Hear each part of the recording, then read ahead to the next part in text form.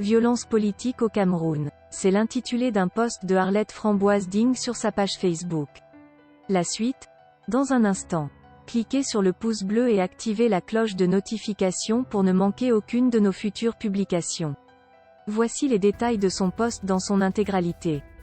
Ce sont eux et leurs complices les colons qui ont empoisonné Moumié à Genève, assassiné sauvagement et Wandi au Cameroun, massacré les manifestants pendant les villes mortes de 1990, tué de sang-froid des bébés et leurs mamans dans l'extrême nord. Je ne parle même pas des prêtres assassinés, des étudiantes violées et bastonnées, des avocats rudoyés, des manifestants pacifiques fusillés. Je ne parle pas des massacres de Ngabou. Aujourd'hui, parce qu'on n'est pas d'accord avec leurs méthodes obsolètes, barbares et en total déphasage avec les bonnes pratiques de la gouvernance, ils trouvent qu'on est violent. Mais de quoi parlent-ils? Ils ne connaissent donc pas leur histoire? C'est une histoire écrite en lettres de sang. Une histoire de violence et de sang. Ils n'ont pas d'autres histoires que celle-là. La violence et le sang pour un pouvoir qu'ils n'ont jamais su mériter autrement. Cependant ils ont peur. Ils ont peur de la démocratie. Peur de la liberté. Peur des élections justes, équitables et transparentes. Peur du réveil d'un peuple longtemps endormi. Ils ont raison d'avoir peur.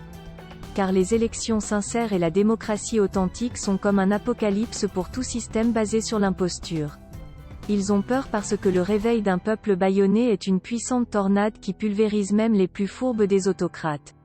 Mais ces peurs ne peuvent empêcher le jour de se lever. Ce jour viendra où leur histoire prendra fin.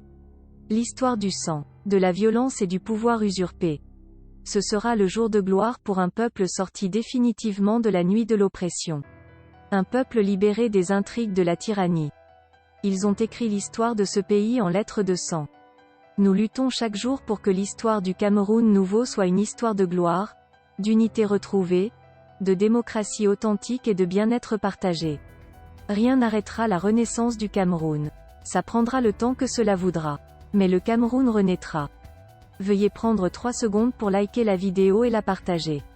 N'oubliez pas de vous abonner à la chaîne YouTube Cameroun Actu. À bientôt pour de nouvelles publications.